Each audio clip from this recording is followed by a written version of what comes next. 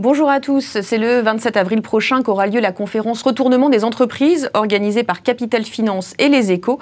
C'est à cette occasion que je reçois aujourd'hui sur ce plateau Laurent Agrèche, CEO de Procadre International, un spécialiste du management de transition.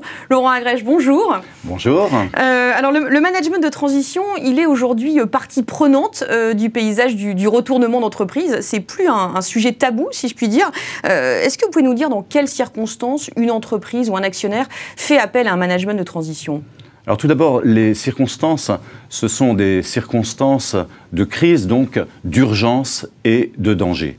Ça, c'est essentiel. Le manager de transition, souvent, il n'intervient pas assez tôt, malheureusement. Il est comme un pilote d'avion qui veut éviter un crash. C'est sa mission, éviter le crash. Ça suit comme circonstance aussi une phase de déni de la part de l'ancien management. Qui n'a pas voulu voir en fait l'entreprise aller dans le mur. Aller dans le mur, un déni, et puis ensuite une prise de conscience, bien heureusement, mais souvent suivie d'actions peut-être pas très heureuses, parce qu'il fonctionne dans une sorte de tunnel mental. Et c'est là que le manager de transition, on intervient et on va éviter le crash. Alors, si vous parliez du déni à l'instant, mais si on synthétise un peu les raisons qui font qu'une entreprise va vers ce mur, vers cette montagne où l'avion peut s'écraser, qu'est-ce qu'on peut dire sur ces raisons très génériques qui expliquent ces difficultés? Alors, deux types de raisons, des raisons exogènes et mécaniques, et puis des raisons endogènes.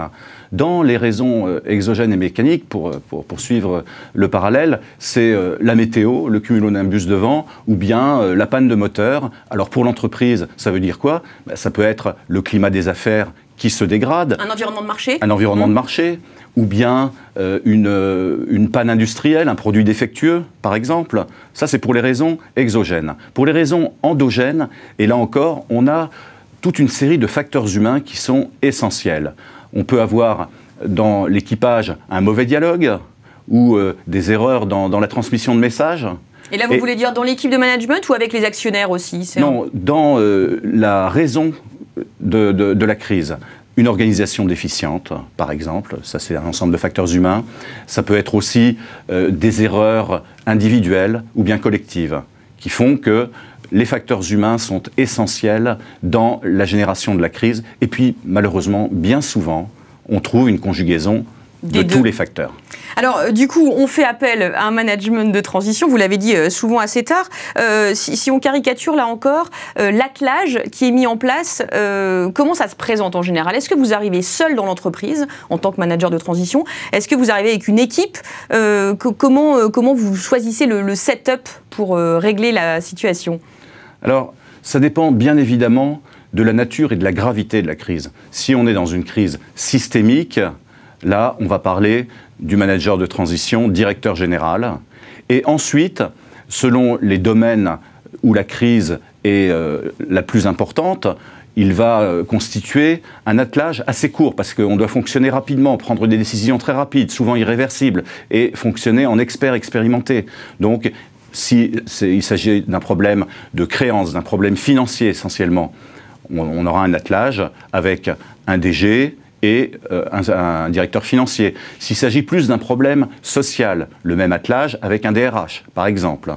Tout dépend du domaine. Et si la crise est circonscrite dans un seul domaine, alors le spécialiste, l'expert expérimenté de la fonction, lui, fera la mission dans son domaine. Donc on voit, c'est vraiment à géométrie variable en fonction des difficultés. Et comment ça s'articule avec le management en place, les cadres qui étaient en place à l'origine et qui étaient encore là quand les difficultés ont émergé? Est-ce qu'on fait table rase du passé?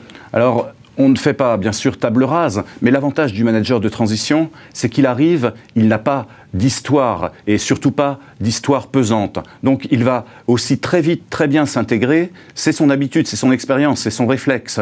Lui, il ne va pas mettre 100 jours pour s'intégrer, ça sera 10 jours sa durée. Et alors justement, vous parlez de durée, en général, une fois que vous prenez les clés, si je peux dire, que vous rentrez dans l'entreprise, combien de temps vous avez ou combien de temps il vous faut pour redresser une entreprise? Je répondrai qu'il y a deux durées.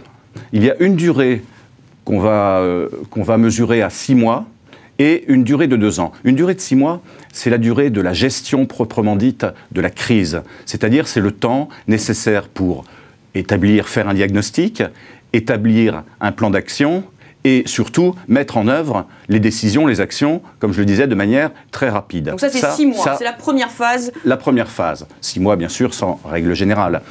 Et une deuxième phase, parce que quand on dit crise et retournement, on dit chemin vers la réussite.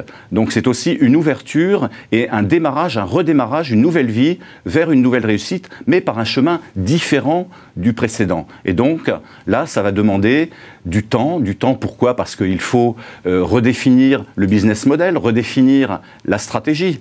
Et donc ça va se faire avec soit le manager de transition en place sur cette phase, soit éventuellement un nouveau manager. Et je citerai peut-être un exemple sur une mission réalisée que Procadre a réalisée aux Antilles du redressement d'un groupe. La mission, je l'ai réalisée, elle a duré 5 ans. Et c'était 5 ans, donc vous dites, et c'était pour Lorette qui vous C'était pour le groupe Lorette. Qui a valu le prix Ulysse à l'entreprise. Qui a valu le prix Ulysse organisé par l'Association pour le retournement des entreprises. Et donc 5 ans, pourquoi? Bon, parce qu'il y avait des complexités locales, géopolitiques. On était sur un environnement sensible, avec un souci absolu de préservation de l'emploi et du tissu local économique. Donc ça explique la raison, mais on voit qu'il n'y a pas finalement d'orthodoxie et qu'il faut prendre le temps d'assurer le rebond pérenne de l'entreprise. Merci beaucoup Laurent Agrèche pour votre témoignage, merci beaucoup à tous et rendez-vous le 27 avril prochain pour la conférence Retournement des entreprises.